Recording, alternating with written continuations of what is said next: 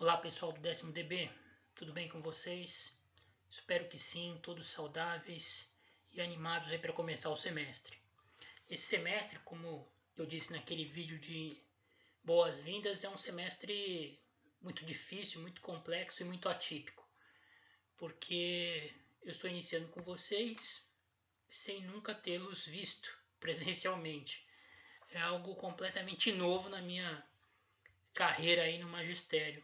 Mesmo aquelas salas em que eu lecionava antes de iniciar a pandemia, eu cheguei a conhecer pessoalmente os alunos, né? Vocês, infelizmente, não tive essa oportunidade. Espero que, talvez mais para o final do semestre, com a situação se normalizando, melhorando, a gente consiga finalmente se conhecer pessoalmente, trocar experiências. Talvez aí também ao longo do semestre eu faça uma live ou marque uma aula naquele Google Meet ou no Microsoft Teams, um desses programas para a gente ter pelo menos alguns momentos de interação em tempo real, tá? Bom, como eu já havia dito a vocês nas mensagens anteriores, nós vamos começar o semestre estudando a ação de alimentos. E a ação de alimentos, ela tem uma curiosidade, assim, uma particularidade. A lei que a regulamenta, até hoje, é a Lei 5.478 de 1968. Uma lei que foi editada ali no auge do período militar e que praticamente não sofreu alterações aí ao longo dessas últimas 4 décadas. E os institutos que ela previa, a dinâmica processual nela prevista, acabou ficando anacrônica, acabou ficando defasada em relação à evolução que o processo civil em geral teve ao longo desse período. Para vocês terem uma ideia, quando a lei foi editada, em 68, sequer o Código de 73 estava em vigor. Nós ainda tínhamos o CPC de 1939. A lei foi também criada sob a égide do Código Civil de 16. E vocês sabem, o Código Civil foi substituído em 2002 e o CPC de 39 em 73 e posteriormente em 2015, né, no nosso CPC atual. Portanto, muitas vezes nós encontramos muita contradição entre aquilo que a lei no seu texto prevê e os procedimentos que são adotados pelos juízes de varas de família no mundo real, no mundo atual. E a gente vai tentar aqui, ao longo desses vídeos, primeiro, dar um panorama geral do Instituto, da Lei de Ação de Alimentos, falar sobre aquilo que o legislador prevê para o tema, que comparar com aquilo que a realidade das varas de família vem nos revelando aí nos últimos anos, tá certo? Eu vou começar, como sempre, pelo início, obviamente. Nós vamos falar inicialmente sobre o objeto e a finalidade da ação de alimentos. Pode parecer um tanto óbvio aquilo que eu vou dizer, mas é importante a gente ter isso em mente desde logo, desde o princípio, para não incorrer em algumas confusões que um estudo rápido, superficial, pode nos levar a incorrer. A ação de alimentos, que é regulamentada pela Lei 5478 de 68, ela constitui o remédio processual destinado a garantir ao parente ou integrante de entidade familiar que não esteja em condições de prover o próprio sustento os meios necessários à subsistência.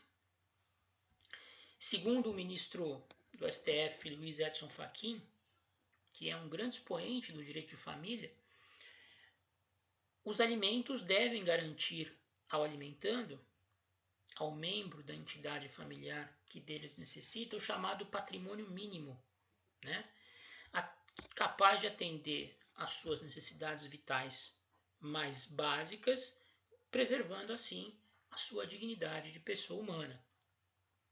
Quando se fala em necessidades vitais básicas, fala-se em alimentação, em saúde, moradia, em vestuário, lazer, educação, entre outras coisas. Nós sabemos que na realidade, na prática, muitas vezes os valores que são fixados a título de alimentos, ou como alguns preferem, pensão alimentícia, são insuficientes para o atendimento de todos esses espectros, né, do patrimônio mínimo do cidadão, assim como é o salário mínimo, né, que segundo a Constituição Federal também tem que ser capaz de atender todas essas despesas com alimentação, saúde, educação, vestuário, lazer, moradia, enfim, e nós sabemos que na prática ele é insuficiente, né? Ele constitui ali o mínimo para a pessoa poder sobreviver e não viver com dignidade. Mas enfim, essas são mazelas do nosso Estado, né?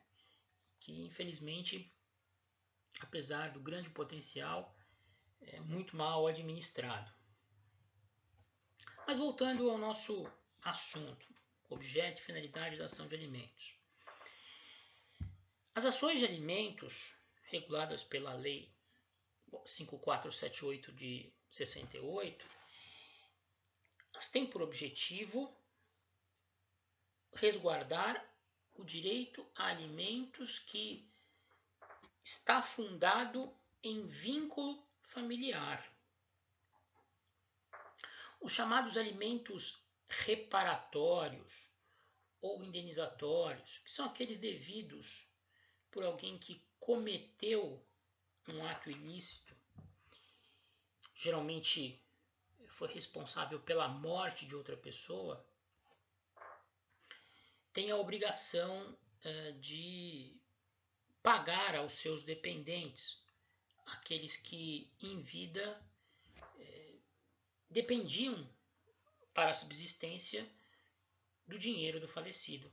Não há confusão entre os alimentos que decorrem do vínculo familiar e os alimentos que têm origem numa ação de reparação de danos que possuem caráter indenizatório, reparatório.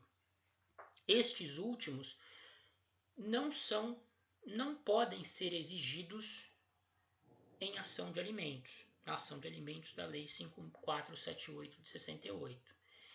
Esses alimentos que têm origem na prática de um ato ilícito devem ser vindicados em ações reparatórias ou indenizatórias a tramitar pelo rito comum, tá certo? Ações ordinárias.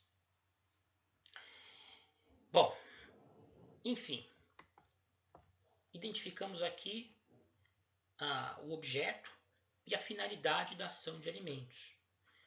O que se busca garantir através da ação manejada com fundamento na Lei 5478 de 68 são aqueles alimentos do Código Civil que têm origem no vínculo familiar, artigo 1694. Podem os parentes, os cônjuges ou companheiros pedir uns aos outros os alimentos de que necessitem para viver de modo compatível com a sua condição social, inclusive para atender às necessidades de sua educação. Nesse momento eu não vou entrar, obviamente, em pormenores a respeito dos alimentos enquanto instituto de direito material. Vocês seguramente estudaram um instituto aí ao longo do primeiro semestre no direito de família. Sabem que os alimentos são fixados em obediência àquele binômio, né, da necessidade de quem os pretende e a possibilidade daquele que terá de suportá-los. sabem que existe uma ordem, né, de devedores de alimentos, ou seja, inicialmente são os parentes mais próximos que devem arcar com a obrigação alimentar. Apenas se os mais próximos estiverem impossibilitados é que você poderá exigi-los de parentes mais distantes. Vocês sabem também que os alimentos podem ter por origem o casamento e a união estável, que a lei assegura, a depender das circunstâncias do caso concreto, aos cônjuges e aos companheiros o direito de postular alimentos do outro que, digamos, era o arrimo do casal, aquele que mantinha a subsistência do lar. E sabem também que modernamente admite-se até mesmo a exigência de alimentos na chamada paternidade socioafetiva, né? Aquela paternidade que não tem origem em vínculos sanguíneos, na biologia, mas sim na afetividade, na relação de afetividade que surge entre duas pessoas. Mas isso está no campo do direito material e nós não vamos nos ocupar desses assuntos no momento. Se tiverem alguma dúvida em relação à parte material dos alimentos, eu não vou me furtar a respondê-las, mas vocês me encaminhem através do fórum, porque aí eu consigo responder e talvez esclarecer a todos aqueles que estejam na mesma situação, tá certo? Eu vou encerrar esse primeiro vídeo do objeto e da finalidade de alimentos e na sequência nós vamos falar da ação de alimentos e o novo CPC.